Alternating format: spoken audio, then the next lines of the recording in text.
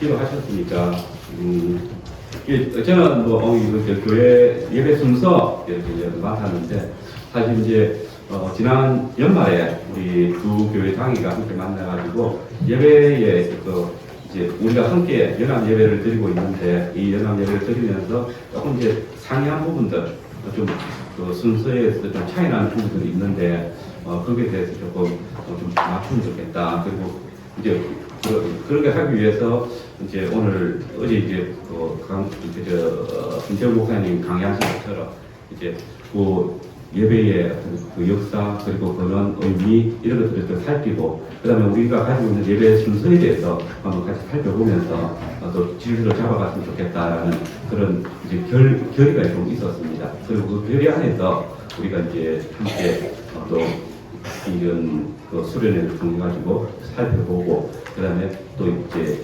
연말에 단계가 함께 만나가지고 또 협의하고 그래서 내년에는 조금 예배 질서가 좀 공이 좀 일치되어진 상태에서 할 수 있도록 했으면 좋겠다라는 그런 의미에서 좀 마련되었습니다.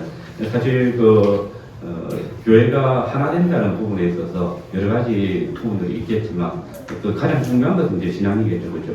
신앙이 일치가 있어야 되겠지만 예배 똑같이 든데 가지고 거기 강단에서 뭐 엉뚱한 이야기가 나오면 이제 거기 있겠습니까? 있을 수가 없죠.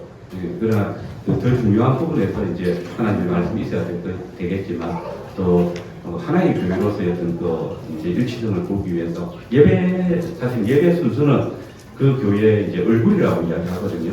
그 교회 딱 착용했을 때 그 예배 순서만 보고도 이 교회가 어떤 신앙을 지향하고 있는지 신앙을 지향하고 있는지 이런 부분들을 많이 자 이거 몇 개에 들렸다 안 들렸다 해가지고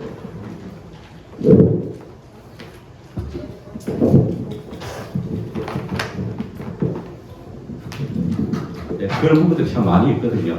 이제 아마 여러분들도 다른 교회 이제 출장을 간다든지 또는 휴가를 맞아가지고 다른 교회 출석을 허락받고 갔다가도 이제 그런 부분에서 좀 이질감을 느끼는 그런 경우도 있었을 거거든요. 근데 이제 중요한 것은 이질감을 느끼는 것은 어쩔 수 없는 부분들이 있을 수 있습니다. 순서가 다를 때. 근데 우리가 지금 이 동면약 교회나 또 김해기업 장로교회나 취하고 있는 예배 순서가 사실은 이제 우리 교회 헌법의 순서와 조금 다르거든요. 근데 여기 재밌는 게 여러분들한테 관심이 없을 수 있는데 예배의 질서에 대해서 이야기하는 부분이 두 가지가 있습니다. 하나는 예배 지침이 있고 그 다음에 예배 모범이 있습니다. 예, 근데 이름 들어보면 알겠죠. 예배 지침, 예배 모범. 예배 지침은 그 예배 순서를 거의 이제 총회에서 일정한 결정을 내리고 이제 제시를 합니다. 이런 순서로 드리라라고 이제 일반적으로 제시를 하는 거고 예배 모범은 이런 예배 순서들이 있다. 이런 요소들이 예배에 들어가야 된다라는 제안하는 겁니다. 근데 우리 고신총회 헌법은 예배 모범입니다. 그러니까 예배 이제 지금은 이제 좀 통일이 돼가지고 예배 여러 가지고 헌법에 이제 나와 있는데 거기 이제 원래는 예배 모범으로 나와 있죠. 예배 지침이 아니고 그 이제 우리가 이제 알지 못했던 그런 부분들이 이제 뭐 신학을 공부하면서 예배학에 대해서 배우지만 그 예배학을 배우면서 저희들이 배운 것은 그 예배 순서 안에 이런 순서를 어떻게 진행할 것인가 이런 것들을 배웠는데 어제 이제 지난번에 이제 김 목사님하고 이야기하면서 김 목사님께서 이제 토론토 신학교죠. 거기서 이제 이제 공부를 하시면서 배운 부분하고 저희들 예배 모범을 배우거든요. 그래서 이런 순서들을 어떻게 진행해야 되고 이런 순서가 어떤 의미가 있는지 이런 것도 배웠고 그다음에 예배 지침은 오히려 좀 우리 교회나 두 교회가 지금 하고 있는 것은 고신에 있는 예배 순서와는 다릅니다. 예배 순서는 제시가 안 돼 있거든요. 예배 모범이 있고 이런 순서가 있고 그다음에 이런 것들을 이제 예배 순서 안에 넣어라 이렇게 제시가 되어 있습니다. 그런데 이제 지금 2023년도에 우리 헌법이 개정되었습니다. 고신총회 헌법이. 근데 2021년도 헌법에 보면 예배 지침이 나와 있습니다. 그러니까 예배 순서를 그대로 해놨습니다. 근데 그 예배 순서에 순서가 이 동면약교회나 그다음에 김해교육 장로교회 예배 순서하고 거의 유사합니다. 근데 빠진 게 뭐냐면 신앙 고백이 거기에 들어가 있는데 우리 신앙 고백을 오전 예배 때 안 하고 오후에 하잖아요. 이제 그런 것들 거기에 그런 이제 바뀐 점이 있었죠. 그러다가 거기에 이제 이의가 많이 제기되었습니다. 그렇게 하다 보니까 그 기존의 많은 교회들이 예배 순서를 그냥 지침이니까 그럼 어떻게 됩니까? 각 교회들이 다 바꿔야 되거든요. 그러니까 거기에 대해서 이제 소원은 아니고 그러니까 이제 조금 그 예배 분과위원회에 이의가 많이 제기된 거죠. 그러면서 헌법이 원래 1992년도에 헌법이 개정됐다가 그 다음에 그 2011년도에 개정됐거든요. 한 20년 만에 개정된 거잖아요. 근데 10년 만에 다시 개정이 됐어요. 그게 2023년도 헌법입니다. 지금 우리가 이제 이제 가지고 있는 헌법인데 거기에는 다시 예배 모범이 되어버린 거죠. 네, 그래서 지금 조금 지금은 우리가 가지고 있는 예배 순서와는 조금 좀 차이가 좀 있습니다. 그런 사이에서 이제 우리는 이미 이제 동면약 교회는 이제 97년도에 설립이 되었으니까 근데 이 예배 순서를 가지게 되어진 이유는 김 목사님이 이 예배 순서를 가지는 건 똑같은 거죠. 그러니까 이제 저희들이 SFC에서 출판했던 책이 있어요. 판도르라는 목사님이 이제 쓰신 책인데 예배의 아름다움 이 제목과 똑같은 겁니다. 그 책을 저희들 보면서 예배 순서에 이런 의미가 있고 이런 정성들을 가지고 있구나. 그리고 이렇게 발전되어져 왔구나, 자라왔구나 생각하면서 이제 그대로 했는데 저희들은 이제 그걸 책을 보고 배우죠. 그러니까 머리에 그러니까 책을 보고 사람을 배우는 것도 똑같아요. 그러니까 뭔지 알죠? 글로 써놓으니까 이렇게 하면 사랑하는 거구나 이런 식으로 하면서 이제 글로 쫙 배워가지고 거기에 담겨져 있는 왜 그렇게 했는지에 대한 그런 의미보다는 이 순서가 왜 있어야 되는지 이제 그 책은 확정적으로 이제 써놨으니까 그런 것들을 배워가지고 이제 몇몇 같이 교류했던 교회들하고 예배 순서를 이제 그렇게 맞춰가지고 예배를 드리게 되었는데 근데 이제 사실 그걸 거의 한 30년 다 지나가가지고 이제 김해교육 장로교회와 같이 이제 연합을 하면서 이 예배의 질서, 순서, 그 의미 하나를 사실은 좀 많이 배우고 있습니다. 솔직하게 저희들이 지난번에 제일 차이 났던 게 어떤 거냐면 우리 어제 이제 강의하실 때 목사님 강의하실 때 흥금할 때 찬송 부르는 거 다른 순서죠. 우리 그거 알고 있거든요. 다른 순서를 알고 있는데 우리는 그때 논란이 뭐냐면 아니 흥금할 때 그러면 성도들은 뭐 하고 있어? 이거였죠. 그러니까 성도들은 흥금하고 나면 그냥 가만히 다른 사람 흥금할 때까지 다 기다려야 되느냐. 근데 이때까지 우리는 거기에 대해서 고민을 해본 적이 없잖아요. 찬송하면서 헌금 드려봤으니까. 그러니까 당연히 그렇게 한다. 그러면 그러니까 우리가 아무리 개념을 헌금과 찬송은 다른 순서야 라고 생각을 하고 있어도 그대로 그냥 그래도 별로 문제가 안 될 것이다 생각하고 이제 해왔는데 한 30년 동안 해왔는데 어느 순간 이게 다른 순서다라는 걸 그래서 분리해야 된다는 걸 이제 이야기를 듣는 거죠. 그래서 그 일치를 위해서라도 우리가 바꿔야 되겠다. 그건 별로 이의가 없었어요. 그 다음에 여러분들이 아실지 모르겠는데 우리 교회 축복에 인사할 때 예배 시작해서 축복 인사할 때 다 손을 들고 했잖아요. 우리 동료들이 다 손을 들고 했거든요. 우리는 그렇게 알았어요. 그러니까 이 축복 인사하는 것은 하나님과 그 다음에 하나님의 백성들이 서로 예배의 교리 안에서 인사하는 것이다. 그 내용을 그대로 이제 우리끼리 공유하고 그때 이제 교제했던 그 교회들과 공유하고 그대로 했거든요. 근데 이제 목사님을 통해서 그 내용이 그런 게 아니다. 하나님의 그러니까 예배 마지막에 강복선을 하는 것처럼 하나님께서 우리를 맞으시면서 인사하시는 것이다. 이제 그 의미를 알게 되는 거죠. 사실은 어제도 이제 예배 강의 마치고 나서 제 방에 가가지고 한참 이야기를 했거든요. 그런 부분에서 사실은 저는 배우는 게 더 많습니다. 같이 이렇게 예배 드리면서 그다음 목사님 하시는 것을 보면서 많이 배우고 있는데 그런 부분에서 우리 그러니까 제가 그러니까 뭐라죠 연륜이 오래돼요. 근데 그 오래됐는데 근로요 그런 세대라는 것을 이제 제가 많이 공감을 하고 그다음에 이런 것들을 좀 오히려 우리 학교에서 신학교에서 좀 하나하나를 가르쳐 주셔서 좋았겠다. 근데 지금도 이제 못 하고 있거든요. 이제 오히려 이제 우리 교회 헌법은 거기 다시 벗어나버렸으니까 그 우리 예배 질서를 대로 가르친다면 또 다시 이제는 이전에 그 예배 그 모범의 그 지침을 가지고 이제 하게 되어지고 근데 이제 여러분들이 다른 교회에 다 출석을 해보셔서 알겠지만 그 다른 교회에서 예배 드릴 때는 이직감이 그 교회에서 다른 교회 갔을 때는 이직감은 거의 안 느끼잖아요. 예, 그러면 이직감을 느끼는데 어디냐면 여기거든요, 오히려.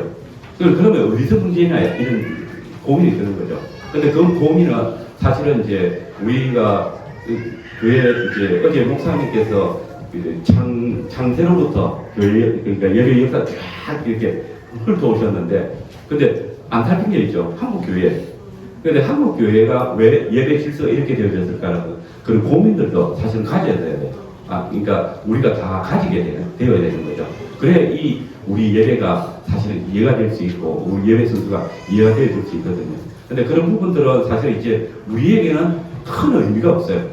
왜냐하면 우리는 여기 교회 회원으로서 등록이 되어졌고 지금 우리가 드리고 있는 이 예배의 어떤 질서에 대해서 좀 많이 고민을 해야 되고 또 바로 알아가야 되는 것이 필요하니까 그런 부분에서 좀 생각을 좀 이제 조금 거기서는 떠나서 이제 이 안에서 우리가 드리고 있는 예배 그 다음에 두 교회가 예배를 드리면서 가지고 있는 예배의 그 이질감이 아니고 상향도 아니고 그냥 하나는 제가 이해하지 못했던 부분들에 대한 이해를 지금 배워가고 있는 입장이고, 그 다음에 이제 김 목사님이 이제 그런 부분들에 대해서 사실은 이제 뭐 표현이 그랬는데 이 예배 질서를 그대로 가졌던 그 교회 안에서 신앙생활을 해보셨던 그게 굉장히 저는 뭐 우리는 한 번도 했던 사람이 없는 상태에서 그냥 이렇게 이렇게 해야 되는구나 라고 생각을 가지고 해왔는데 거기서는 이제 그 책에 언약적 교제라고 이야기하고 있지만 이 언약적인 교제의 어떤 의미들도 아주 희미했던 그런 상황에서 좀 배우게 되는 그런 부분들이 있습니다. 어쨌든 그런 것을 일치를 가지기 위한 그런 프로그램 그리고 이제 순수였다라고 생각하고 우리가 좀 이 강의에 임했으면 좋겠다. 사설이 굉장히 길었는데요. 우리 성경 본문 하나 읽겠습니다. 요한복음 4장 23절 24절 아주 익숙한 본문입니다.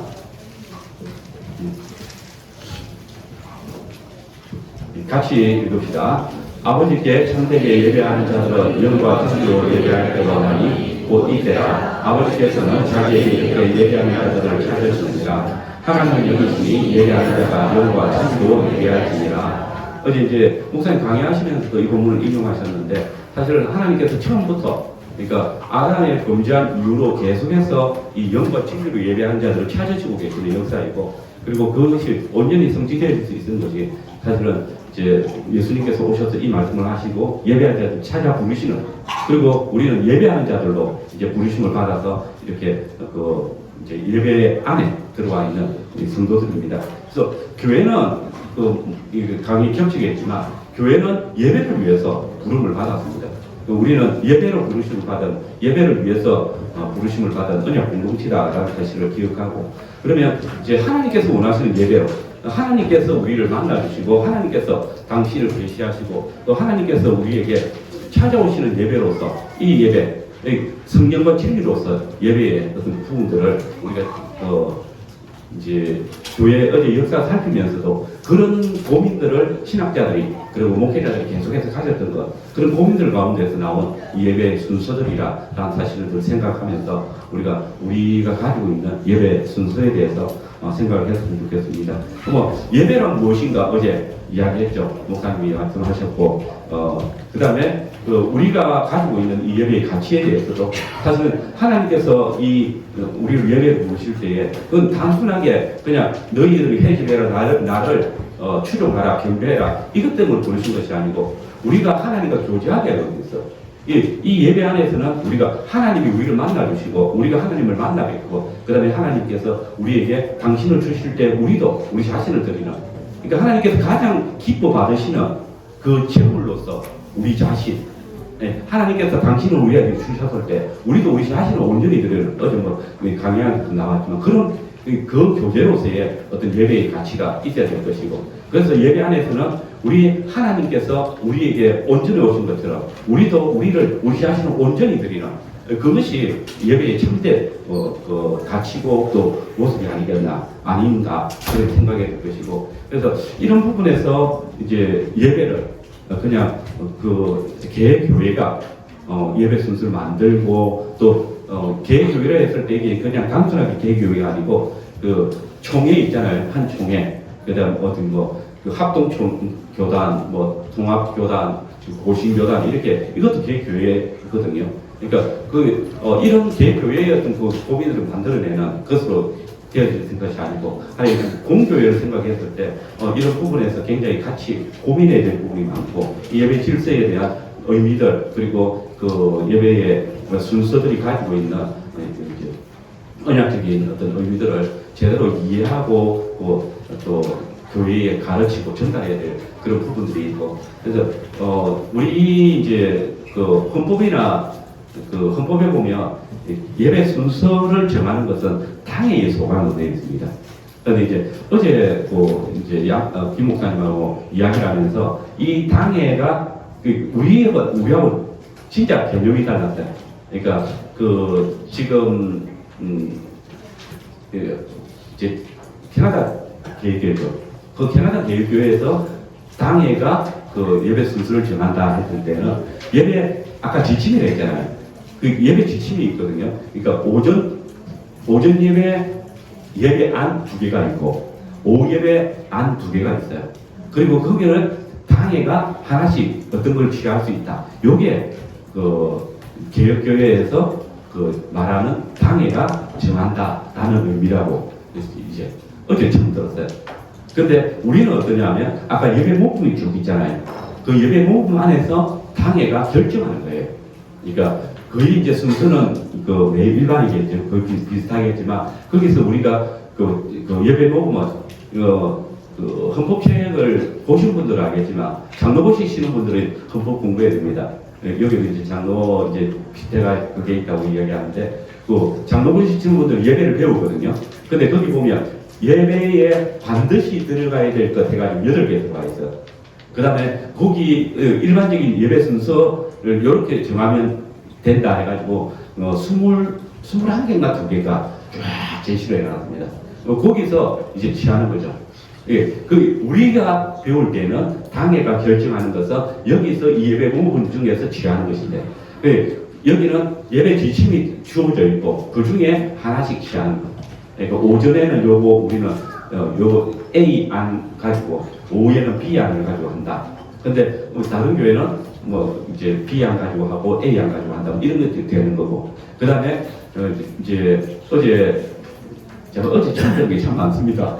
예배학을 다시 배우려고 또 한 가지 뭐냐면 한 지역 안에서 함께 이렇게 교제를 가지게 되었을 때 그 교회들은 거의 이제 예배 순서를 일치하는 이제 되게 가지는 그런 것들이 있고 그런 부분에서 함께 교제하는 교회로서 예배의 어떤 순서들을 그리고 그 의미들을 정확하게 같이 공유하는 것도 필요하겠다라는 생각을 가지고 있는 것이죠. 그래서 이런 이해의 차이들이 있었습니다.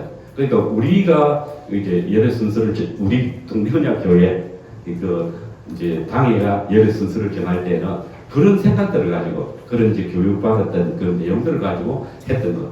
그 다음에 예배 모범이 그러니까 있었기 때문에 그 예배 모범 안에서 우리가 취하는데 우리는 좀 더 바른 예배를 드려야 되겠다 했는데 그때 딱 나온 게 이제 SFC에서 나왔던 아까 예배의 아름다움이라는 그 책을 보면서 우리는 굉장히 이제 신선하게 이런 예배가 이런 순서를 의미들을 가지고 있었구나라고 생각했던 그런 부분들이 있는 것이죠.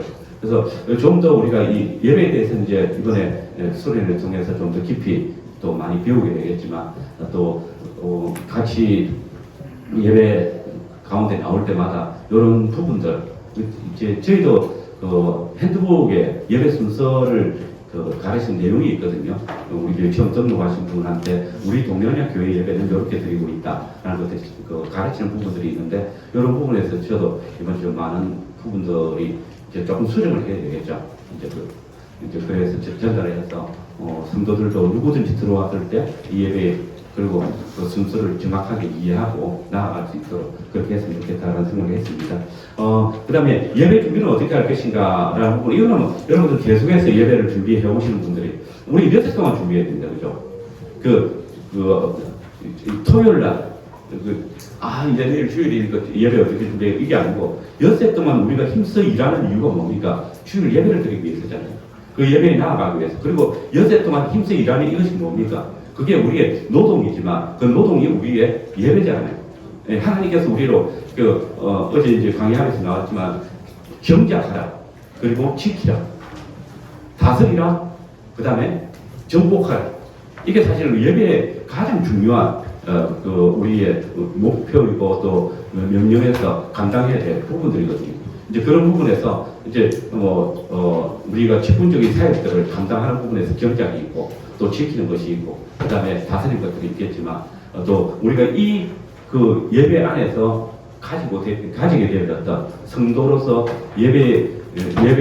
예배자로서 가지게 될 어떤 이것들을 가지고 우리 세상을 정복해 나가는 그게 우리가 하나님의 선하시고 온전하시 거룩하신 뜻을 깨달아 나아가는 그게 우리가 드리는 영적 예배로서 가치가 있다고 여겨집니다. 그런 부분에서 우리가 그 예배를 준비하는 데 있어서는 그냥 막 갑자기 토요일 날 아침에 우리가 이제 내일 주일이니까 이렇게 준비해라 아이들한테 이야기하는 것이 아니고 우리가 주일에 예배로 나아가기 위한 우리의 온전한 삶의 예배를 온전히 드려야만 이 예배에 참여할 수 있다.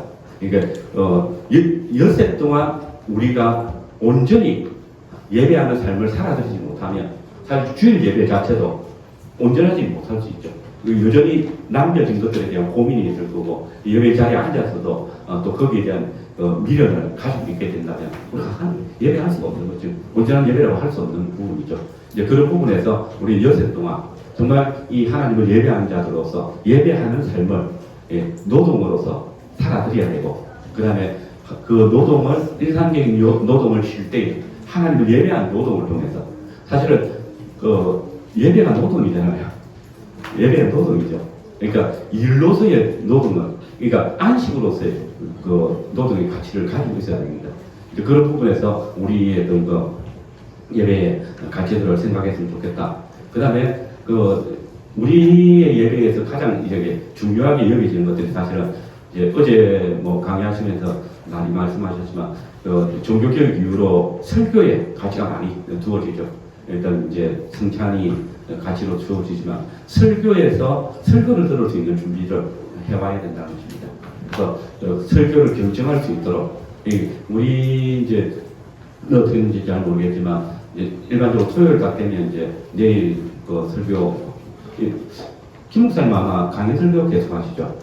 강의 설교를 저도 이제 강의 설교를 하기로 이제 했는데 저는 일반적으로 신약 구약 이렇게 이제 옛날에 이제 은사분 한 분이 저한테 이제 자기는 설교를 어떻게 하냐 했을 때 나는 한 주는 신약을 하고 한 주는 구약을 하고 이렇게 해서 전 성경을 다 가르친다. 이제 그렇게 해야 되겠다. 한글을 쭉 하는 것도 괜찮지만 그렇게 하면 다른 본문을 볼 수 없는 그런 이제 약점이 있으니까 그래서 이제 해왔는데 그게 가지고 있는 또 약점도 있죠. 성경 전체를 이렇게 한번 쭉 훑어보고 그다음에 그 성경이 가지고 있는 어떤 복음의 내용을 깊이 있게 다루지 못하는 그러니까 늘 이제 띄엄띄엄 있는 그런 본문도 취하게 되니까. 근데 그 이야기를 듣고 이제 저도 준비를 하면서 하나의 본문은 어떤 때는 강의 설교를 하거든요. 연초에 저야 보통 연초에 합니다. 그래서 지금까지 했던 성경들은 많죠. 그러니까 뭐 루키스나 또 요나스나 하박국이나 또 베드로후스나 뭐 이게 또 마가복음을 쭉 해왔던 그런 것들이 있죠. 요한복음도 했고 했는데 이제 그것보다 그러니까 이제 조금 그 새롭게 이제 형성되어진 부분에서 좀 강의 설교해야 되겠다 생각이 들지만 어쨌든 그렇게 되어지면 우리가 성경을 설교를 들을 준비를 하는 그게 훨씬 안정적이겠죠. 이번 주는 목사님 어떤 부분만 설교하실까? 요 고민이 없이 그러니까 이번 주는 목사님이 요 뒤에 부분을 하시겠다. 그럼 앞에 목사님이 어떤 설교를 해오셨고 어떻게 연결을 하시는지 그에 대한 그 생각을 가지고 묵상을 할 것이고 그런 더 큰 유익이 있을 것이다. 저는 아직 그 강의 설교를 왜 하는지에 대한 생각을 안 해봤습니다. 그런데 해야 되겠다 싶을 때 그 부분을 그 성경을 택해가지고 쭉 해왔다. 그래서 스타일인데 그래서 강의 설교가 가지고 있는 어떤 강점들이 있는 것은 분명하다 생각이 듭니다.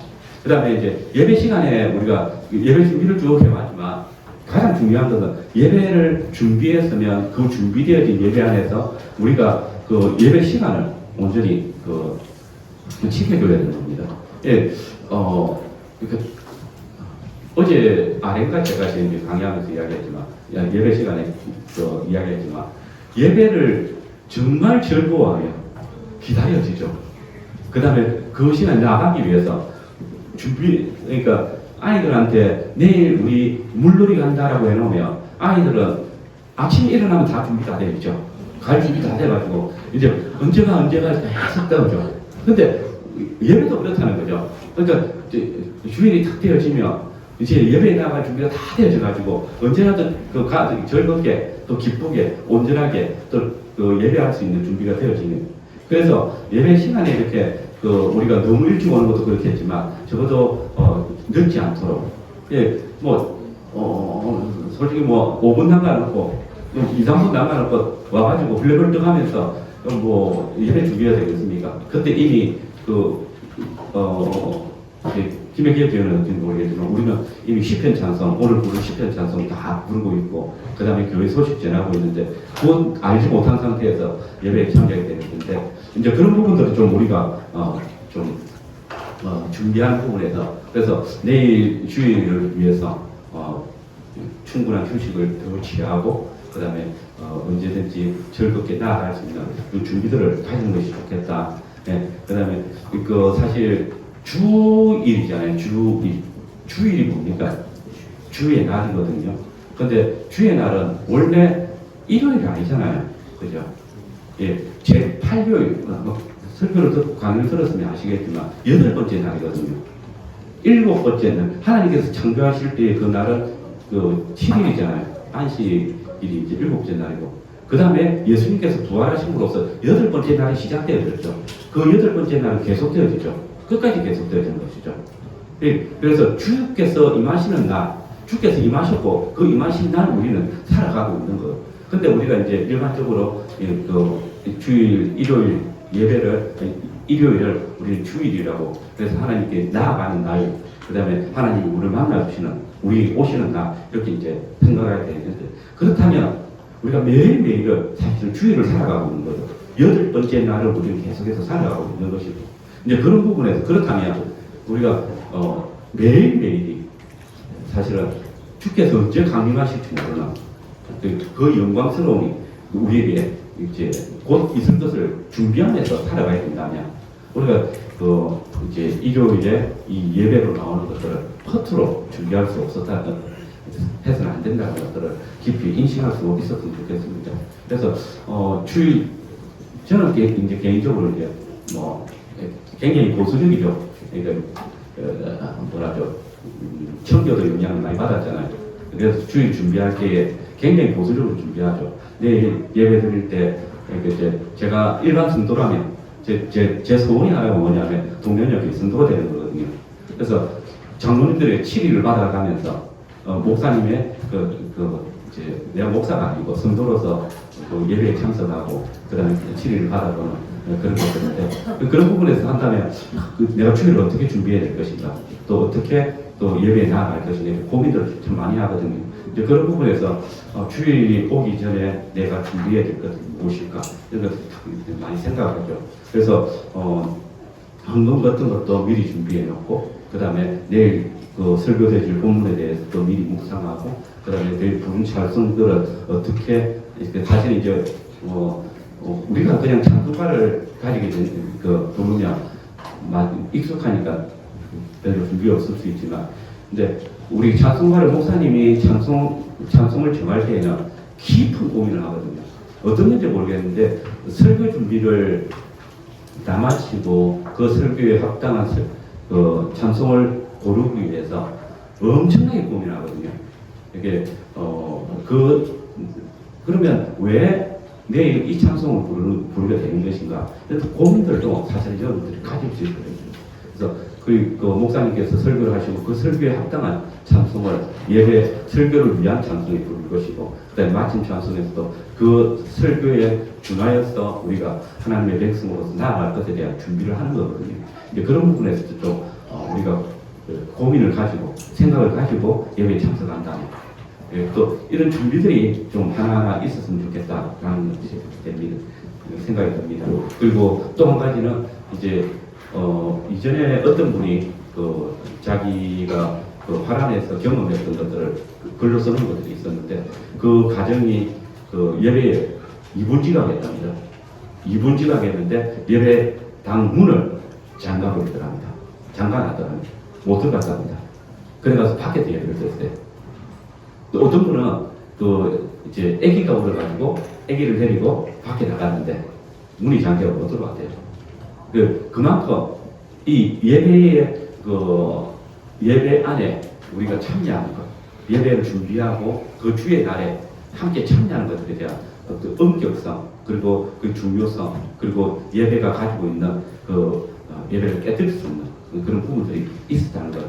그러니까 어떻게 보면 우리가 이제 하나님의 혼인잔치에 참여했을 때, 혼인잔치에 참여하면서 예복을 준비하잖아요.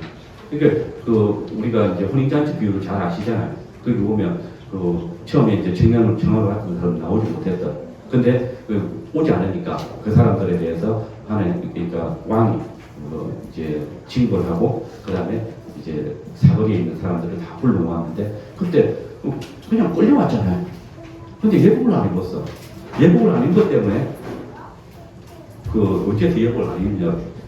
꾸준히 듣죠. 그거 안 입은 것 때문에 쫓겨나죠. 그거 생각해보면 이해가 안 되잖아요. 근데 이 예복을 입는 것은 그 예배에 그러니까 그 예식에 참여하는 사람들은 마땅히 그 예복을 입어야 된다는 것들을 분명히 드러내는 것이고, 그 예복에 대한 의미들은 우리가 또 이제 해석하기 필요하지만, 근데 그 예복, 하나님 앞에 온전한, 하나님 앞에 서기에 부족함이 없는 그 예복들을 갖추고 있어야 된다는, 예배에 나올 때. 근데 그런 준비가 없다면 우리가 예배 안에서 누릴 수 있는 그 풍요로움을 빼앗길 수 있다는 사실을 우리가 늘 성경은 이야기하고 있다라고 볼 수 있을 것입니다.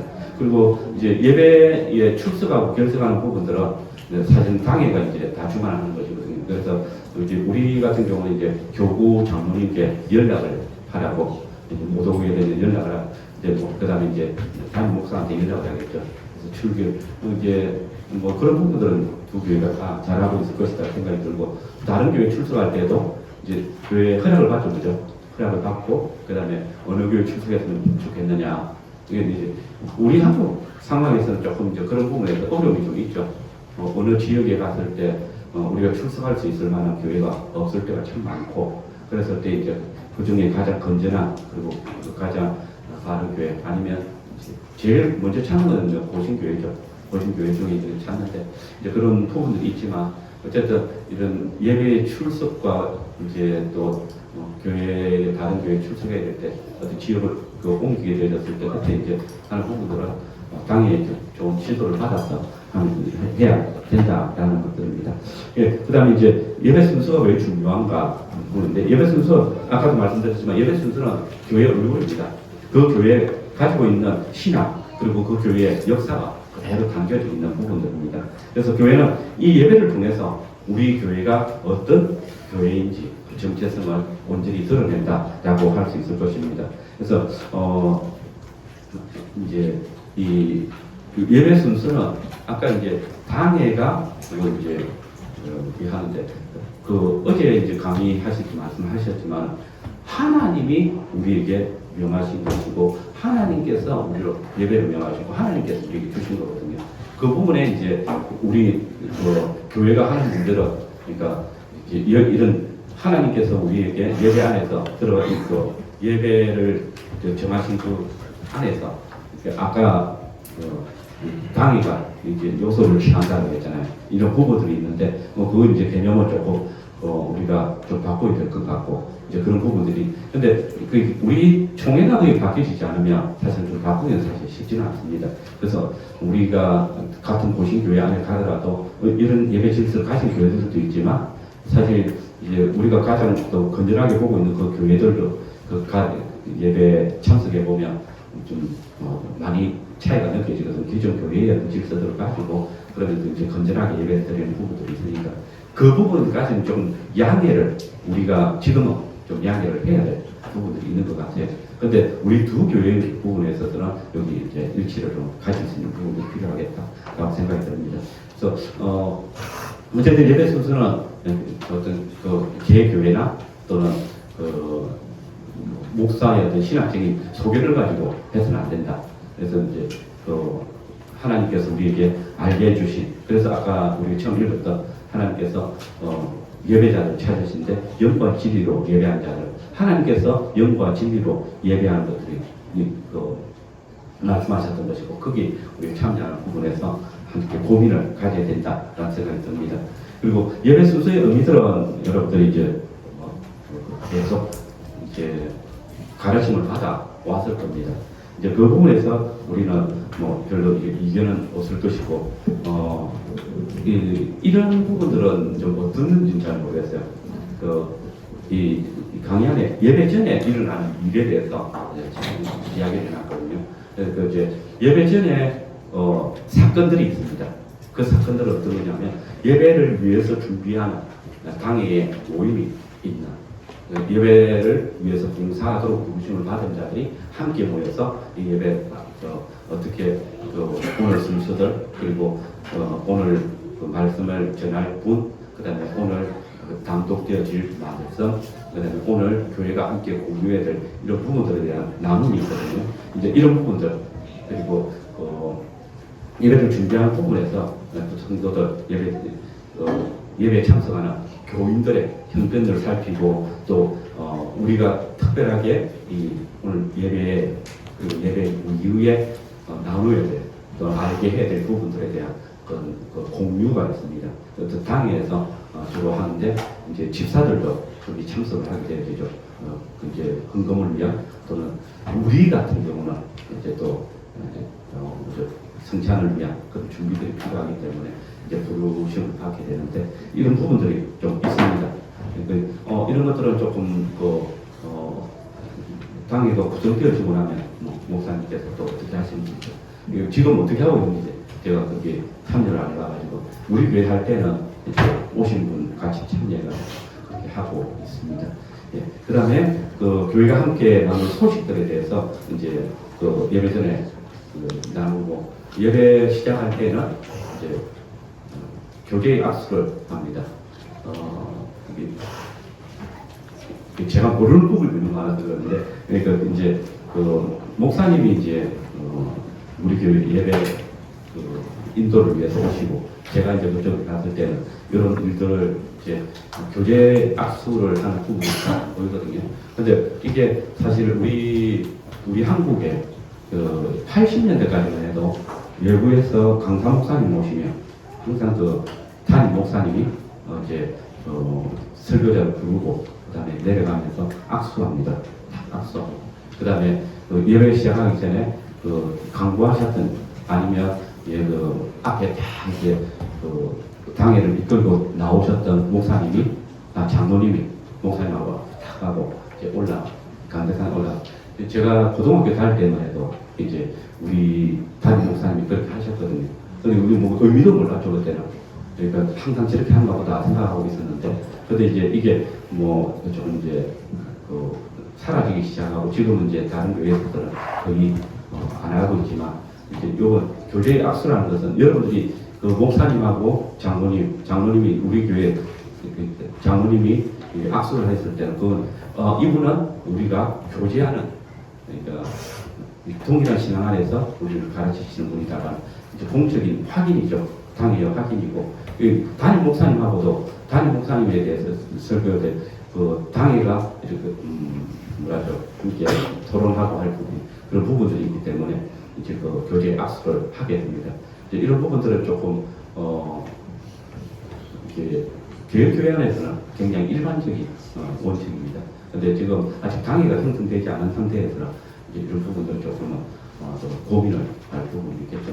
어떻게 저는 아직 잘 모르겠어요. 근데 이제 개혁교회 그러니까 다른 교회 갔을 때 전혀 이제 그렇게 뭐 경험해 본 적이 없으니까 동현역 교회에서만 지금 그렇게 하고 있는데 뭐 이전에 다른 교회들하고 연합할 때도 이런 일은 없었습니다. 근데 우리 교회에서는 이제 계속해서 이게 옳다라고 생각하고 이제 진행을 하고 있는 부분입니다. 요거는 이제 우리 교회에서 이제 하는데 어떻습니까? 그게 예. 예배가 그 당회 주관이기 때문에 예. 당회가 이 목사에게 설교권을 넘긴다는 거죠. 예, 설교권을 허락한다. 그런 의미에서 악수를 하고 저희 교회에서는 이제 제가 있을 때는 설교자와 악수를 하고 그런데 제가 없기 때문에 우리 교회는 그 당회가 입장이 않습니다. 그래서 목사님이 오시면 제가 없기 때문에 그때 악수할 사람이 없습니다. 근데 당회가 있으면 원래 하는 거예요. 예, 이제 당회가 이제 그 설교권을 허락할 때 이 부분의 설교는 신뢰할 만하다. 당회가 이제 인정하는 부분이죠. 그런 부분에서 이제 그 예배 전에 일어나는 일들 중에 한 가지입니다. 예, 그다음에 이제 우리 잘 아는 예배 순서들인데 예배 구성 이건 어제 목사님께서 굉장히 이제 많이 강조하셨던 부분들 중에 하나죠. 하나님이 예배의 주관자시고 하나님께서 우리를 부르셨다라는 거죠. 근데 어제 이제 그 마치고 이제 같이 이제 이야기하면서 그 시편 124편 8절 말씀 우리의 도움은 여호와께로서다. 이 본문을 항상 그죠 그 교송한다라고 이야기하시던데 이제 그걸 어제 그 이야기하면서 대화하면서 제가 진짜 고민을 좀 했거든요. 왜 이게 항상 있어야 되는가? 그 다음에 그 본문을 이제 이야기하시는 게 예배의 주관자가 하나님이시고 우리의 도움은 예배조차도 또 하나님의 도우심에 의해서 우리가 들을 수 있다는 사실을 이제 인지하고 그래서 그 부르심에 나오는 것이라는 사실을 아마 그런 그죠 부르심에 대한 고백인가 생각했는데 그래서 저는 아직 살펴보지는 못했습니다. 그래서 이제 우리는 그냥 아까도 말씀드렸지만 그 예배학 책들을 보면 이런 내용들은 안 합니다. 그런데 일반적으로 교회에서는 요런 예배 부름에 요 본문들을 사용한다라고 이야기하고 있고 우리 흔히 말하는 성전으로 나아가는 노래 있죠. 시편 120편부터 해가지고 133편인가 4편인가 거기까지 요걸 가지고 이제 예배 부름으로 사용한다. 요게 나오거든요. 그러니까 우리는 이제 그렇게 이해를 하고 지금까지 배워왔고 근데 어제 강의를 들으면서 참 느낀 것은 예배의 주관자가 하나님이시 우리가 지금 예배에 나오는 것조차도 하나님의 도우심이 없이는 우리가 나아갈 수 없다는 사실을 이제 강조하신 것이고 또 그런 부분에서 좀 이해를 했죠. 그래서 이런 부분들을 한번 우리 당에도 이야기해보는 것이 좋겠다라는 생각들을 가지게 되었고 연말에 또 이제 여기서 의논할 때 여러분들 일치하는 것도 일치시켜보면 아니면 또 서로 같이 이야기해보는 것도 필요하겠다라고 생각이 들었습니다. 그 다음에 그 축복의 인사 이거는 그 목사가 하나님 편에서 하나님께서 예배로 나온 자들을 맞아주시는 부분이죠. 그래서 아까 이제 제가 처음에 조도에 말씀드렸지만 우리 교회는 그 생각들을 이제 그 책을 읽으면서 배운 거는 이게 우리 보통 이제 예배에서 지금 로마 교회나 또 정교회 예배에서는 이렇게 계속 교송을 하거든요. 그러니까 그 예배에 나왔을 때에 이제 어제 제가 어디 찾아오지는 않았는데 그러니까 하나님의 복이 여러분에게 있으면 목사님에게도 이런 식으로 이렇게 계속 교송하는 그런 의미로 생각했어요. 우리가 그 책을 읽으면서 배울 때에는 근데 이게 하나님께서 우리를 맞아주시고 복을 선언하시는 거죠. 그러니까 예배의 첫과 예배의 마지막에 하나님의 복이 이제 선언되어지는 것들을 알게 되었고, 그래서 이제 우리 이제 올해 초에 우리 이제 바꾸게 되었는데, 이런 것들은 이제 제가 우리 성도님들한테는 굉장히 제가 이제 배우고 있는 부분이고, 배워서 이제 진행하는 겁니다. 그 다음에 이제 어제 지금 우리 예배 순서 한번 보십시오. 어제 드렸던 예배 순서.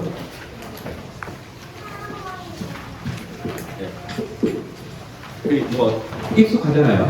여기 보면 이제 예배 순서에 화살표가 있잖아요. 화살표가 있고, 그 다음에 앞에 이게 뭐라 별표도 있죠. 별표는 뭡니까? 일을 써서 드린다 이제. 이 일을 써서 드리는 부분도 이제 제가 어제 이제 목사님하고 이제 이야기하면서 이렇게 그 일을 써서 드리는 부분들에 대해서 우리는 이제 저는 이게 있죠.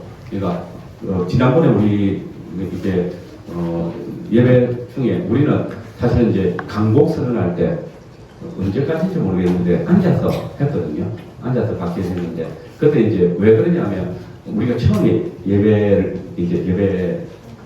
우리 교회 설립하고 한 2년 가까이 이제 가정에서 예배를 들었어요. 그래서 그냥 집에 앉아가지고 다 하는데, 여기서 이제 앉았다 일어나는 게 굉장히 어렵죠. 의자가 있는 것도 아니고 그냥 바닥에 앉아 있다. 그래서 처음에 이제 이야기를 할 때, 그래서 처음에 한 달 정도 일어서서 했어요. 했는데 너무 힘들지. 앉아 계신 분들은. 목사는 이제 계속 서서 하니까. 그래서 그러면 이제 요거는 순서, 그게 별표를 빼버렸어요. 그래하고 이제 쭉 진행되어 오다가 이제 여기에 대해서 이제 좀 고민을 하다가 우리가 요거는 일어서서 하는 것이 맞다 해가지고 이제 다시 하게 되었는데, 근데 요 별표 있는 순서를 한번 주목해서 한번 보십시오. 어떤 때 일어서는지, 어떤 때 일어서는지. 그래서 하나님께서 친히 우리를 찾아오시고 말씀하실 때, 그 말씀을 받고 또는 말씀을 받기 위해서 이제 하는 거거든요. 이제 그런 부분에서 이제 제일 처음에 우리가 예배 부름 할 때, 그 다음에 또 하나님의 강복선언, 이게 복에서는 있고, 그 다음에 우리가 찬송할 때, 이제 그 다음에 요 순서 이제 이게 김해교육장로교회 예배 순서인데, 여기 보면 이제 그 다음에 죄의 고백이나 여기서 앉아 있죠. 근데 우리는 여기 일어서 있거든요. 근데 요거 조금 이따 설명하고, 여기서 또 이제 말씀을 받기 전에, 하나님의 말씀 받기 전에 이제 선포를 위한 찬송, 우리 교회에서 선포를 위한 찬송에서 일어서고, 그 다음에 말씀을 받고 나서 일어서 찬송하는 그런 찬송의 순서에서 이제 일어서서 하고 있거든요. 근데 여기에 일어서는 일은 우리가 하나님을 온전히 경배한다는 그 자세로서 이제 취하는 거거든요. 예, 사실 이제 저는 이야기했는지 모르겠어요. 처음에 초대교회에서 예배를 드릴 때는 다 일어서 그냥 3시간, 4시간 일어서서 예배를 드렸습니다. 근데 이제 의자라는 것들이 만들어지니까 익숙해지게 될 때부터는 이제 앉아서 예배 드리게 되어지고, 그러면서 이제 예배 순서에서 회중에 앉아있는 인들이 참 많아졌는데, 근데 이제 이런 하나님이 우리를 찾아오실 때 그 하나님을 경배하는 자세로서 이제 일어서서 그리고 이제 그런 부분에서 제가 이제 우리 교회는 이제 십계명 제고백이죠. 하나님께서 말씀이 선언하시고, 그 다음에 죄를 사죄를 선언하실 때, 그리고 거기에 대한 감사의 찬송까지 이제 우리는 이제 일어서서 드린 순서로 넣어놨습니다. 이것도 이제 두 당회가 같이 의논하면서 좀 정리를 해볼 필요가 있겠다. 그래서 이제 요거는 개 교회마다 사실 이제 순서들에 대해서 참 많이 차이가 있습니다. 어떤 교회들, 그러니까 이제 이야기 가지고 오셨는지 모르겠는데, 양 목사님이 지금 출석하는 교회는 그 앞에 다 일어서고 있거든요. 이렇게 이제 뒤에는 이제 뒤에까지는 안 물어봤는데, 언제까지 일어섰냐 물어봤을 때 그렇게 이야기했는데, 이제 그런 부분들 아마도 이제 개혁교회에서도 이런 부분에서 예배 순서 제가 이제 그 모델들을 다 보지 못해가지고 어떻는지 잘 모르겠는데 그 모델들을 보면 거기에 대한 충분한 설명들이 있지 않겠나라는 생각이 들고 이건 조금 한번 같이 의논해서 하면 좋겠다라는 생각이 듭니다. 예, 그 다음에 그 죄고백 시간하고 그 신앙고백 시간, 오후에는 신앙고백이죠. 이런 부분들은 우리가 이제 잘 익숙하게 아시는 순서들이니까 좀 넘어가도록 하고요. 예, 그 다음에 그 말씀의 공사 시간, 이것도 어제 이제 교회 그 예배 역사에 대해서 이야기하시면서 목사님이 충분히 좀 가르치셨습니다.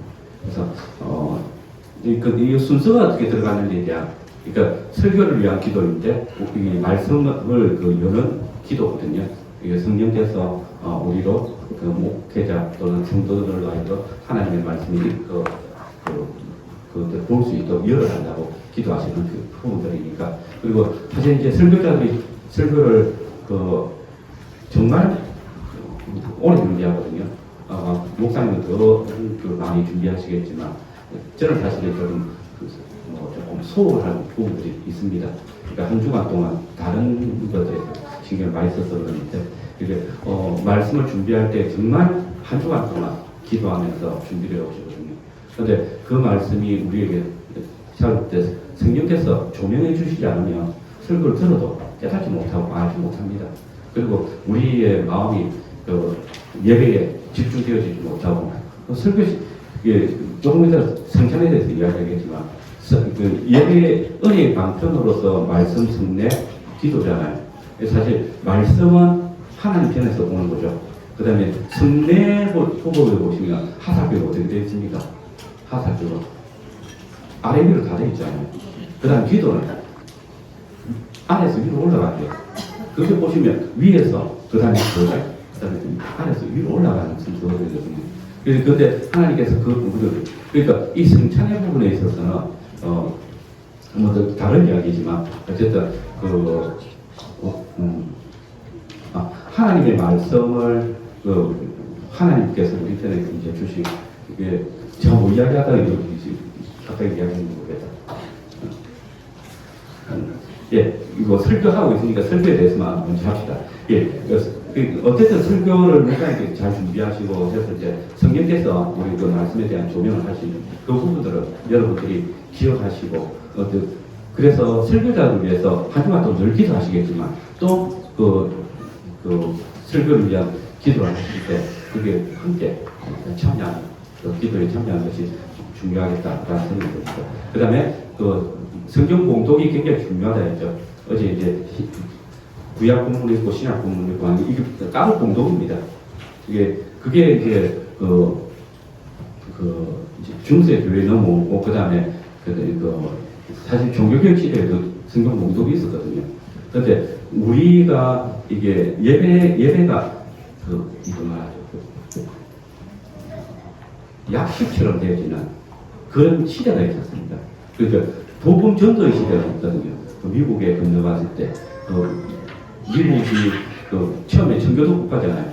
근데 예배가 굉장히 보수적으로 드려지는 예배 있었지만 그 예배 교회가 쇠퇴하기 시작하고 그러면서 이제 전도자들이 막 이제 복음 전도를 다닐 때 예배를 이제 전도 집회 말고 예배를 진행하게 돼야 되는데 그때 성경 공독을 하는 것들이 굉장히 길어지는 거죠. 그래서 그거 뺐습니다. 만들어진 게 뭐냐면 성경 교동문이라고 있죠. 그 교동문이 사실 이제 그게 축약된 그런 역사들이 있습니다. 이제 그런 과정들이 있으면서 이제 성경 공독이 예배에서 빠지고 그다음에 이제 성경 공독이 지금은 뭡니까 설교 본문 낭독으로 이제 남겨졌는데 사실 뭐 지금도 이제 성경 공독을 굉장히 중요하게 여기고 하는 교파 교회들이 있습니다. 그래서 신약 본문 하나 읽고 구약 본문 하나 읽고 그다음에 설교를 위한 설교 본문 공독하시는 교회들도 있는데 지금 이제 일반적으로 이제 개혁파 교회도 나가죠. 잘 못하고 있고 지금 우리 한국 교회가 고신교회도 지금 못하고 있는 그런 형편들입니다. 그래서 좀 예배가 약식으로 되어지는 그런 역사적인 과정들도 좀 있었다는 것을 이해하면 좋을 것 같고, 그 다음에 선포를 위한 찬송이나 말씀 선포는 뭐 잘 이해하시고, 이 화답송의 부분도 조금 이제 우리 두 교회가 조금 달라져 보죠. 우리는 딱 정해져 있었거든요. 항상. 그러니까 찬송가 635장인가? 아멘송. 그 설교당 맞춤하면 아멘, 아멘, 아멘. 네. 요게 전 다른 데는 모릅니다. 다 아멘송을 정하는 아멘송이 정해져 있지 않습니까? 다른 데는. 그러니까 설교와 연결해서 아멘송을 보통 정하는 거예요. 아멘송을 어떻게 정하는 거예요? 제가 이거 모릅니다. 그래서 이제 말씀드리는 건데, 그래서 우리는 하나님의 말씀이 선포되어지고 그 선포되어진 말씀에 아멘송을 한다 되어져 있었기 때문에 아멘송을 정해서 항상 말씀을 받았다. 참여한 자들 함께 했었는데 이 다른 찬송을 이제 선택해서 하고 있어서 그럼 이걸 이제 그러니까 말씀에 맞춰서 설교를 찬송을 선택하는 것인지 거기에 대한 이제 고민을 이제 좀 가지고 이번에 제가 찬송가 26장 1절 이제 있잖아요. 이제 그 이유가 이제 이 설교 전체와 연결해가지고 제가 이제 찾은 곡이거든요. 그래서 이것도 한번 이제 의논을 해볼 필요가 있지 않겠나라는 생각을 듭니다. 예, 그 다음에 성례 성찬인데 이제 뭐 이거는 익숙하지만 조금 더 고민을 해야 될 부분인 것 같아요. 그러니까 설교가 귀로 듣는 말씀이라면 이제 성례는 눈으로 보는 말씀이잖아요. 그래서 성경에 보면 사실 성례전이 굉장히 많이 나오거든요. 우리가 하나님께서 천지를 창조하셨다. 천지 창조는 하나님의 말씀으로 천지를 창조하시고 그 피조물들은 전부 뭡니까? 그러면 말씀대로 필요해요. 성례전이에요. 그러니까 그 다음에 우리는 이제 처음 보통 이제 예배학이나 또 신학에서 이야기할 때 생명나무, 선악을 알게 하는 나무는 성례전으로 이렇게 보죠. 근데 또 하나님의 말씀에 대한 표로서 성례전은 이미 창조할 때에 이미 시작되고 있는 것이죠. 그리고 그 성례전의 한 모습으로서 그러니까 하나님의 약속이 그리고 하나님의 복과 저주가 선포되어지는 그 가운데 생명나무와 선악을 알는 나무 있는 것이고 그런 부분에서 조금 성례전을 좀 더 폭넓게 볼 수 있으면 좋겠다라는 생각이 들고요. 그 다음에 그건 우리가 예배 안에서 그렇게 이제 보라는 것이 아니고 성경을 읽을 때 하나님께서 약속을 주시고 말씀을 주시고 그 말씀을 주신 다음에 나타나는 성례로서의 이제 표를 봤으면 좋겠다라는 것이고 그 다음에 성례는 항상 약속이 있은 이후에 그죠? 약속의 표가 주어져야 되냐. 그래서 설교가 있고 그 다음에 성례전이니까라는 사실을 이제 예배 순서를 통해서 보면 좋겠다라는 것이고 어떤 때에 사실 이제 어떤 다른 교회 가보시면 헌금 순서가 앞에 있고 그 다음에 또 예배 앞에 설교 앞에 헌금 순서가 있다든지 그 다음에 세례식을 먼저 하다든지 있거든요. 이제 그런 부분에 대해서 우리가 조금 차이들이 있는 이유들이 분명히 있습니다. 그 사람으로 예배 잔치에 나오지 않으시고요. 또는 하나님의 말씀에 더 이제 깊이 새기게 하기 위한 그런 이제 이유들이 있지만 원래 예배 순서 안에서는 하나님의 말씀이 먼저 선포되어지고 그 다음에 성례로서 세례도 주어지고 그 다음에 성찬도 행해진다는 사실을 생각했으면 좋겠습니다. 세례는 이 순서에서 나오니까요. 설교 후에 집례하는 것이 원리적으로 바른 순서다. 그래서 말씀의 약속에 인침을 받는 것이니까. 그래서 이것도 한 사람 그러니까 개인이 받는 것이 아니죠. 교회 안에서 교회 회원으로 받아들이는 것이기 때문에 이 교회 역사 안에서 이제 집례자가 그냥 그 개인을 찾아가서 세례를 할 때도 있거든요. 그런 일들이 이제 이 사람이 건강이나 종목이 공의 앞에 나올 수 없을 때 그런 경우들이 있습니다. 그때는 강의가 함께 가서 이제 세례를 하지만 그건 굉장히 특수한 경우고. 근데 로마 교회는 어떻게 합니까? 누구라도 세례를 급할 때는 베풀 수 있죠. 그 세례를 받지 않으면 지옥에 떨어진다는 사실을 생각하기 때문에. 근데 그것은 이제 옳지 않죠. 교회 앞에서 진행되는 공교회 병원으로 받아들이는 분들은 아니고 그냥 그 사적인 어떤 세례처럼 여기지게 되는데, 물론 이제 그 신학적인 의미들이 있을 겁니다. 자기들이 나름대로. 그러나 그 신학적인 의미들은 또 교회가 하나님께서 제정하신 세례의 의미와는 다르다라고 할 수 있을 것입니다. 그리고 우리가 이제 자녀들의 세례에 대해서도 그 유아의 하나님의 언약 안에 이미 들어가 있기 때문에 언약 백성으로서 들어오는 것입니다. 그 가이드 유아가 신앙을 고백하느냐, 그러니까 유아 세례를 반대하는 집단에서는 그 세례는 항상 이제 죄의 고백이 있고 회개가 있고 그 다음에 자기 신앙을 고백할 때 주어진다. 그게 이제 그 성경에 보면 세례를 베풀 때에 나타나는 것이지만, 그러나 하나님께서 이미 오순절 성령 강림 때 이게 너희가 회개하고 세례를 받으니까 그 예수 그리스도의 이름으로 세례를 받는데 그때 성령을 선물로 주시려고 할 때는 이 모든, 그러니까 언약 안에 들어온 모든 사람들을 다 너와 내 집에 전체 세례를 베푸는 것이거든요. 그런 부분에서 언약 안에 들어온 모든 언약의 표로서 주어지는 것입니다. 그래서 언약의 표로서 주어지고 그 아이가 이제 입교할 수 있을 때까지 언약의 자녀로서 양육하는 것이 부모들에게 주어진 책임이다. 그렇게 볼 수 있을 것입니다. 그리고 이제 성찬에 대해서 이제 어제 뭐 이제 여러 가지 말씀들이 있었는데, 네, 성찬은 우리가 말씀 육신되어서 그리스도의 말씀을 귀로 들을 뿐만 아니라 말씀을 실제적인 어떤 교제의 나눔으로서 표현하는 것입니다.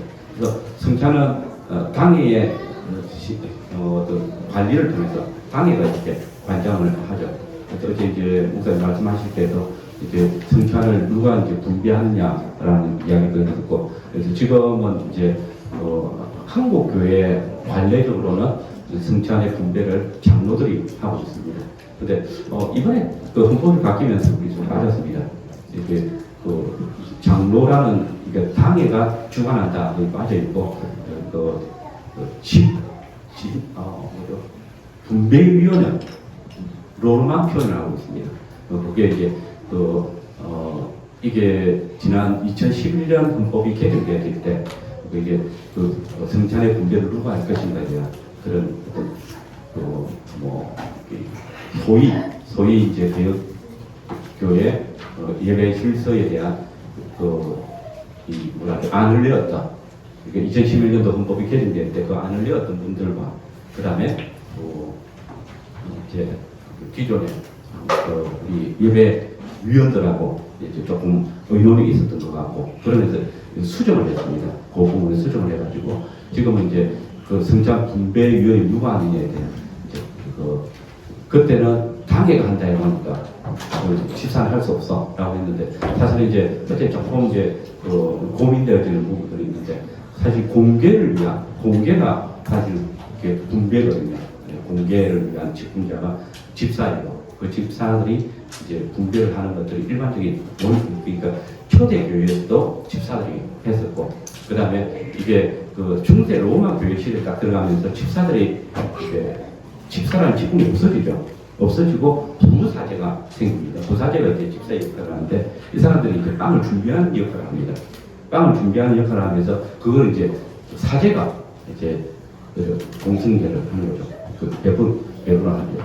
예, 그리고 이제 종교개혁 시대에 사실 제가 지금 이제 성찬에 대한 글을 쓰고 있는데, 그걸 읽으면서 저도 굉장히 이제 여러 부분들이 좀 충격적인 사실을 좀 많이 알게 되었는데, 이제 이 성찬의 그 종교개혁 이후에도 이게 그 떡을 분배하는 부분에 대해서는, 그러니까 어제 이제 목사님 그 간략하게 소개했는데 저는 뭐죠?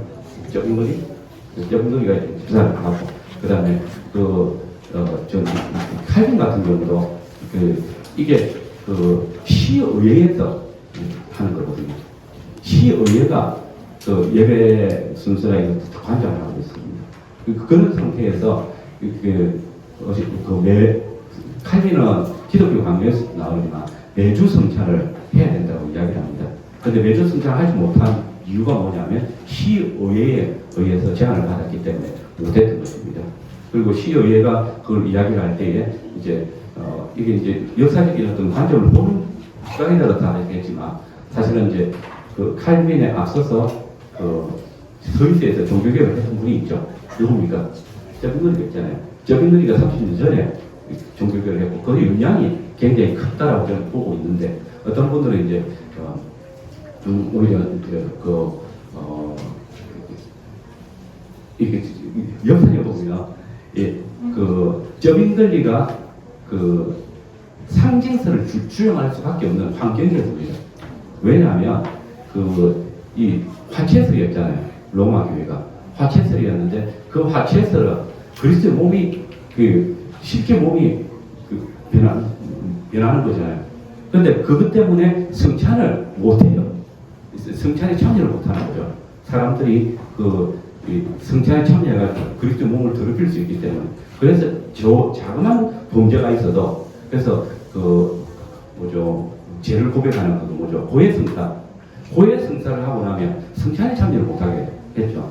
그러니까 그리스도의 몸을 함부로 더럽히다 만족이 안 되고 또 취해서는 안 되기 때문에 그것 때문에 굉장히 많은 성찬이 1년에 진짜 한두 차례만 참석할 수 있는 환경이 되어졌습니다. 그것 때문에 성찬을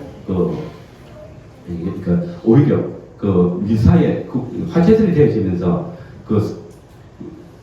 지금 로마 교회에서 성찬을 어떻게 하는지 아십니까? 성찬을 할 때 떡은 성도들한테 줍니다. 근데 포도주는 사제들만 취합니다. 떡은 흘려서 주고 올 수 있지만 포도주는 어떻습니까? 흘리고 나면 다시 취할 수 없기 때문에 그리스도 몸을 더럽히는 거고 땅에 떨어뜨리는 거고 멸시하는 것이 되기 때문에 그래서 취하지 못하게 하거든요. 그러니까 그런 사정들이 있었기 때문에 이 성찬이 제한되어졌고 그리고 성찬의 의미가 전혀 없어지죠. 그리고 그러면서 아무도 의미가 없는 그때 저빙거리가 이렇게 이제 성찬이 사실 이제 기념하라는 그 본문에 대한 이제 해석이 달랐기 때문에 나오는 것이지만 이 기념은 그냥 기념설이다. 기념하라고 한 것이지 이건 우리가 계속 시행할 필요는 없는 것이다라는 생각이기 때문에 이 화채설에 대한 반감입니다. 거의. 그리고 그 화채 요 상황이 재밌는 게 지금 매주 성찬을 안 하고 있는 교회들이 어떤 교회들 같아요? 로마 교회는 매주 미사가 있잖아요. 미사에 성찬식이 있거든요. 근데 포도주를 안 주는 거죠. 근데 지금 장로교회, 그 다음에 개혁파교회가 매주 성찬을 안 합니다. 그러니까 종교개혁 이후에 칼빈의 전통을 따르는 교회들이 사실은 이제 매주 성찬을 안 하는 그런 질서들이 시작되어 있는데 어제 이제 목사님과 존 낙스가 이제 칼빈에게 배워가지고 이제 영국으로 스코틀랜드에 건너가서 장로교회를 이제 세우잖아요. 설교할 때 존 낙스 같은 경우는 성찬의 엄격성을 더 많이 강조를 하죠. 그래서 성찬을 함부로 받아서는 안 된다 해가지고 이제 3, 4회로 제한을 하고 있고 그 다음에 이어져서 나온 것이 뭐냐면 우리가 흔히 하는 청교도거든요. 이게 청교도는 더 엄격성을 강조하고 그게 미국으로 건너와서 우리한테 왔기 때문에 성찬의 엄격성을 더 많이 강조하는 경우가 되어집니다. 그래서 오히려 성찬의 개혁파 교회들이 개혁파 교회가 칼빈이 매주 성찬을 주장해서 불구하고 매주 성찬을 할 수 없었던 이유는 제네바 의회에 의해서거든요. 근데 제네바 의회에서는 저는 이제 개인적으로는 저빙글리의 영향이 크다라고 이제 보고 있는 것이고 그래서 저빙글리에 의해서 1년에 3, 4째 하는 것으로 만족한다라고 되어 있는데 이후에 칼빈이 매주 성찬을 주장했음에도 불구하고 이제 제네바 의회에서 1년에 3, 4차, 4차례, 3차례 하자라고 이야기했습니다. 그리고 그것이 이제 개혁파 교회 전통으로 내려왔습니다. 근데 실제로 칼빈은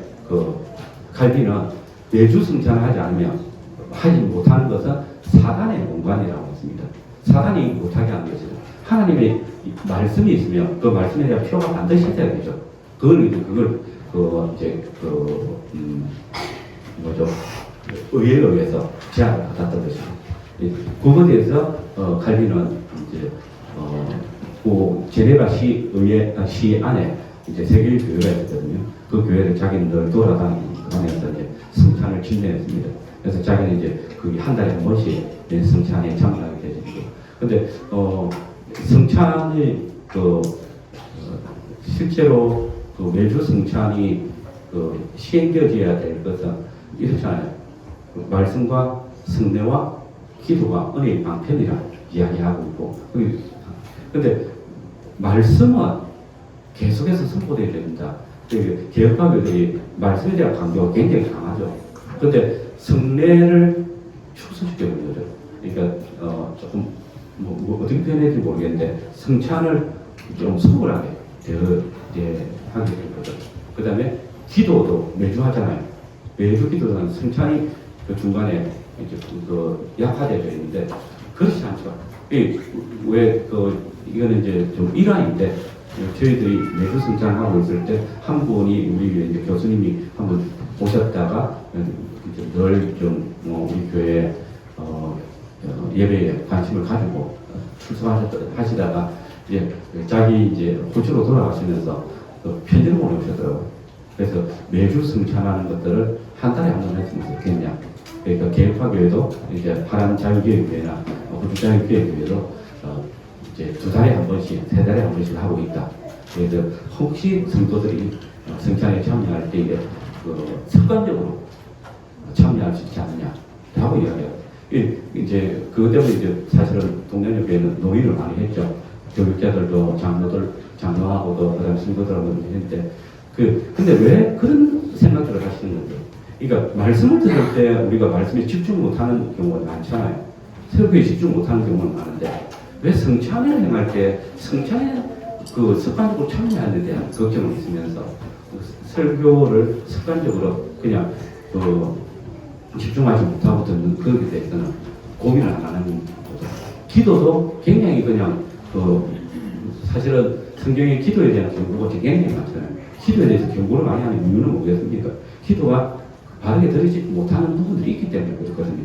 근데 그 경고에 대해서는 이제 사실은 교회가 고민하지 않은 상태에서 성찬에 대한 고민을, 성례에 대한 고민들을 많이 했다는 부분에서 이제 말씀을 드렸고, 그리고 이제 그분도 아시니까 그 교회도 그렇게 의논을 했다면 그렇게 했으면 좋겠다, 그대로 해라고 이제 말씀해 주셨는데, 그게 이제 늘 생각하는 부분들이 그죠. 이게 은혜의 방편이 3가지가 있는데 사실은 구원의 은덕을 베푸는 방편들이잖아요. 도구들이잖아요. 그러니까 그 도구들 중에 성례가 굉장히 소홀하게 대접을 받고 있나. 하나님께서 우리를 예배로 부르시고 하나님께서 우리에게 제정하시고 주신 선물이고 방편인데 그것들이 제한을 받는 부분에서 굉장히 우리가 좀 많이 고민하고 또 사실 교회들에게 이야기를 해야 될 부분들이 있지 않겠느냐라는 생각을 가지고 있고, 그래서 저는 이제 좀 집필하면서 좀 그런 쪽으로 이제 접근하려고 하고 있습니다. 그래서 성찬식에 보면 이제 순서들이 있습니다. 저희는 이제 조금 순서를 가지고 있거든요. 그래서 성찬에 초대하는 것, 그 다음에 신앙을 고백하고 거기에 대해서 찬송하는 것, 우리를 불러주신 하나님께 찬송하고 성찬 제정의 말씀이 있고, 그 다음에 우리 교회 이제 성찬할 때 성찬 부재 헌금이 있습니다. 어제 이제 목사님 헌금에 대해서 말씀하실 때 이제 헌금할 때 예배당 들어올 때 그죠? 헌금하고, 그 다음에 이제 목적이 있는 헌금들을 이제 주일 헌금으로 이렇게 드린다라고 했는데, 우리 교회는 지금 헌금은 다 같이 드리거든요. 그러니까 다른 교회들은 어떻게 하는지 그건 없습니다. 그러나 이거는 우리는 헌금은 하나님과 또 우리가 드리는 것이고, 그것은 이게 사실은 공회에서 드려져야 된다. 이게 이제 들어올 때 이제 넣는 것에 대한 어떤 찬반 논쟁이 있긴 하고요. 이제 그런 논쟁에 대해서 고민을 하지 않습니다. 예, 우리는 공회에서 같이 들어지고 이제 뭐죠 뭐 11조 그죠? 그리고 감사운동 이제 기념운동이죠. 기념운동을 아마 먼저 드리고 그다음에 이제 그런 운동인데 그런 부분들보다는 모든 운동은 이게 공예 예배 안에서 들어지는 것으로 생각을 하고 들어지고 하고 그다음에 성찬 구제 운동은 다릅니다. 이제 이거는 이제 그냥 칼빈의 전통 안에 있습니다. 칼빈이 성찬에 대해서 이야기할 때에 그리스도께서 자기를 가난하게 하셔서 우리를 부유하게 하셨다. 가난한 우리를 부유하게 하셨다. 그러니까 그리스도 몸에 연합한 성도도 자기를 가난하게 해서 가난한 자들을 부유하게 하는 것이 맞다라고 이야기를 하고 있거든요. 그게 이제 저희들 어떤 집회가 있어가지고 그 집회에서 강의를 들어보니까 듣고 배웠고 그다음에 이제 그렇게 그래서 성찬을 할 때 성찬 구제를 구분합니다. 이건 많이 하지 않습니다. 이제 적은 금액들을 다 한테 모아가지고 그 이제 그 구제위원회에서 구제를 위해서만 저희 사용하고 있습니다. 여기 아마 이제 뭐 교회 어떻게 할지에 대해서는 또 생각 안 하고 우리는 그렇게 하고 있고 지금 아직 김혜재 장로에서는 당회가 구성되지 않았기 때문에 이제 목사님이 이제 성찬 이제 분장을 다 하고 계시는데 이제 그런 부분들은 이제 이거는 어떻게 될지 모르겠습니다. 그러니까 이건 예배에 굉장히 세세한 부분까지 들어가는 거니까 성찬식에 대한 것도 우리는 그렇게 하고 있다. 그래서 이제 성찬은 앞에 나와서 받고 아까 성찬을 주관하는 건 당회잖아요. 그래서 당회가 성찬에 참여할 사람과 참여 없는 사람을 분별하거든요. 그래서 지금 김해교회 장로교회는 성찬을 목사님이 이제 장로가 이렇게 쭉 이렇게 성찬 받을 사람들한테 쭉 제공하잖아요. 그래서 알고 있으니까 내가 알고 있는 성찬 참여할 수 있는 사람 없는 사람 구분해가지고 제공하는 건데 우리는 이제 성찬 참여하는 사람은 당회의 허락을 받은 사람만 앞에 나오거든요. 앞에 나와서 성찬을 받습니다. 그래서 우리는 이미 이제 당회가 이제 성찬을 받을 분들을 구분하고 그다음 참여할 사람들을 이제 뭐 신방을 해야 되는 거죠. 이제 전화 신방을 하다가 이제 살펴보고 그다음 참여하게 되죠. 예, 하는 부분도 있습니다. 그리고 성찬 참여할 때에 어떤 분들이 자기가 지난 휴가 동안 무슨 문제가 있어가지고 성찬에 참여 못하겠다. 그래서 개인이 막 결정을 하는 그런 경우가 절대 그런 건 아닙니다. 개인이 결정하는 건 아니죠. 우리가 개인이 범죄하고 예배에 나올 수 있죠. 근데 하나님께서 우리에게 회개할 수 있는 기회를 주셨잖아요. 우리 뭡니까? 죄공적 고백 시간이 있잖아요. 또 얼마나 귀한 시간입니까? 죄공적 고백 시간 우리 죄를 회개할 때 하나님께서 우리의 죄를 사하시지 않습니까? 예, 우리가 이게 성찬에 참여하는 부분에 있어서는 당회가 살피는 거죠. 그러니까 어제 목사님 인용하셨던 고린도전서 11장의 말씀이 보이잖아요. 자기를 살피지 않고 참여한다. 이거는 자기를 살피자. 내가 범죄했다네. 이게 살피는 게 아니라고요. 내가 함께 그리스도의 몸으로 연합한 그 교회, 그러니까 가난한 사람들한테 떡을 안 주고 자기들끼리 먹은 그 문제 때문에 그 언급이 되어진 거잖아요. 그런 부분에서 자기를 살피는 부분은 사실 개인의 죄, 이 부분은 당에 이야기를 해야 되고, 그 다음에 그 당회가 그걸 판단하고, 결정하는, 그러니까 큰 범죄에 대해서는 그렇고, 그 다음에 우리가 한 주간 동안 살아오면서 이제 가졌던 그런 문제들은 제공적 고백 시간에 충분히 우리 죄를 고백하고, 그 다음에 사심을 얻고, 성찬에 나올 수 있는 것이죠. 그래서 우리 교회 예배 순서 안에 이 제공적 고백이 있다는 것은 우리한테 엄청난 은혜입니다. 그 은혜를 우리가 늘 맛보면서 예배 나오고 있다는 사실 생각했으면 좋겠고, 그것 때문에 내가 내를 살펴가지고 난 성찬 받아야 되겠어. 받을 수 있을 것 같아. 오늘 못 받아도 그건 자기가 하는 거죠. 자기가 결정합니다. 하나님께서 결정하시는데, 그러니까 성찬을 하나님께서 우리에게 음식을 제공하시는 그 부분에 하나님께서 범죄한 자들에게도 당신의 상을 이름을 양식을 주시는 분이신데 하나님의 백성들이 자기 죄를 회개하고 나왔을 때 그 은혜를 또 어떻겠습니까? 그 생각해보면 좀 그렇다. 예, 그 다음에 중보의 사역과 자비의 사역이 있는데 목회의 기도를 이제 하는데 이런 이제 설교에 대한 기도도 있지만 목회의 기도가 또 있습니다. 예, 그 다음에 자비를 위한 봉사, 자비와 봉사를 위한 근거 선생인 거죠. 이게 이제 근거들은 이 감사를 표하는 모임입니다. 그래서 이거는 조금 우리 교회도 생각을 해볼 필요가 있겠죠. 이제 근데 저는 지금 여기에 대해서 우리가 예배 시간에 금금 다 하는 데 대해서 고민이 1도 없었거든요. 근데 이제 어제 이야기를 들으면서 여기에 어떤 의미들이 있을까라고 생각하면서 의논을 해봐야 되겠다라는 생각들을 가졌고, 그 다음에 우리는 오전에는 이제 그냥 봉사를 위한 언급입니다. 그거는 교회의 모든 영역에 필요한 재정으로 사용하는 거고, 그 다음 오후에는 목적이 있습니다. 자비의 사역을 위한 건데, 모든 이제 교회 이제 이웃들을 돌아보는 그 부분에서 드리는 헌금들입니다.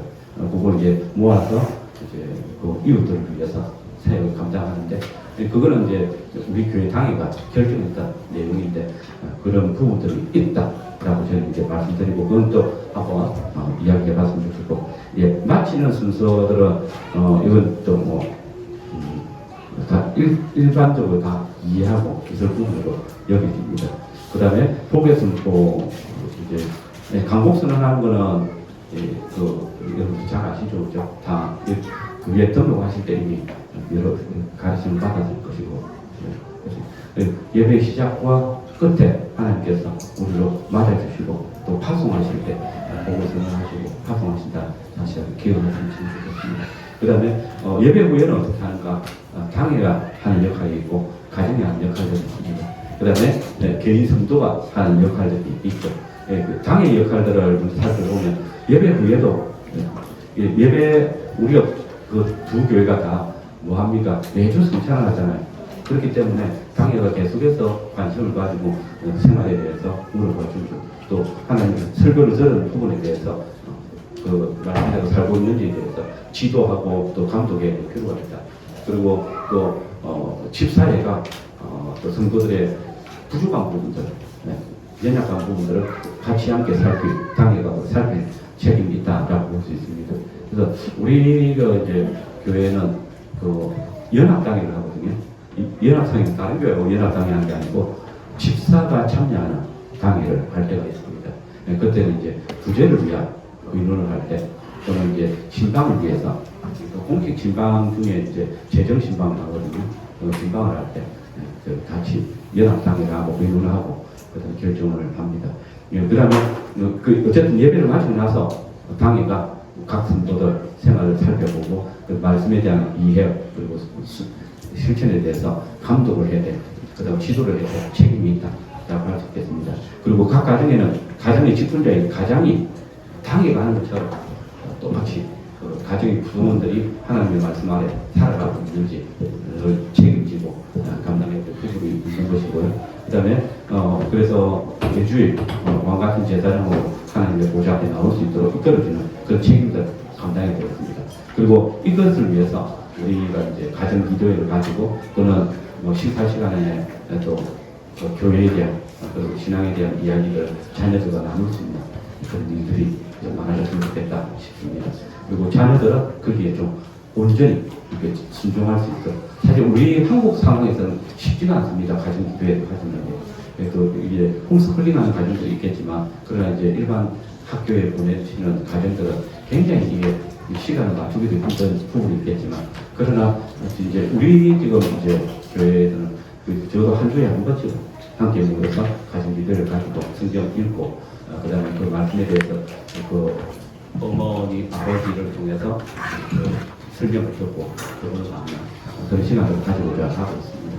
그리고 개인의 선거 역할인데 말씀에 따라서 선거 사역을 다짐을 하는 것이고, 그 다음에 우리가 성도 개인 간에 서로 긴밀하게 연락을 하고, 또 우리가 우리 교회는 이제 성찬 교구 또는 성찬 교를 이렇게 운영을 하는데 그 조원들에 대해서 조장들이나 또는 교부장들이나 또 성도들이 서로 연락을 취하는 것이 필요하다.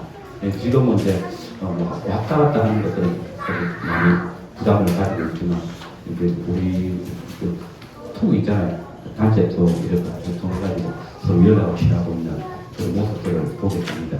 그래서 이런 과정들을 통해서 당회가 또 한 주간 동안 성도들을 살피고 그다음에 각 가정의 부모님들이 자녀들과 함께 그 언약 백성으로서의 예배자로서의 삶을 함께 나누고 그다음에 각 성도들이 하나님의 예배자로 서기 위해서 자기 생활에 대해서 생각하고 그다음에 주의를 준비하며 나아갈 수 있는 그런 과정들 이게 전체 우리가 예배자로서 예배에 참여하는 자들로서 우리 모습을 되어야 되지 않겠나라는 생각이 듭니다. 긴 강의 이야기 마치겠습니다. 예.